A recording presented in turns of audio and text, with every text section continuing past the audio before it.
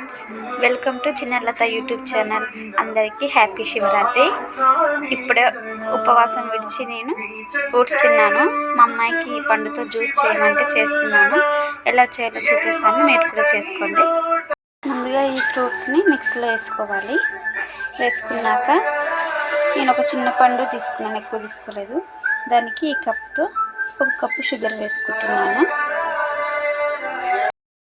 దీంట్లో ఒక 3 table spoons అనుకోండి, కొన్ని వాటర్ పోసుకుంటున్నాను. మీ దగ్గర పాలు ఉంటే పాలు పోసుకోండి, మా దగ్గర లేదు ప్రస్తుతానికి, అందుకే పోయట్లేదు. దీన్ని ఇలాగే మిక్సీ పట్టుకోవాలి. ఇలా మిక్సీ పట్టుకోవాలి. మీ దగ్గర పాలు ఉంటే పోసుకొని ఇంకా బాగుంటుంది, పాలు లేకున్నా బాగానే ఉంటుంది. అంతే ఫ్రెండ్స్, కర్బూజా పండు జ్యూస్ అయితే రెడీ అయిపోయింది. ఫాస్టింగ్ ఉంటగా తాగితే మంచి ఎనర్జీ వస్తుంది. మీరు ఒకసారి చేసి చూడండి. లైక్ చేయండి, షేర్ చేయండి, మా ఛానల్ని కొద్దిగా సబ్స్క్రైబ్ చేసుకోండి. అందరికీ హ్యాపీ శివరాత్రి.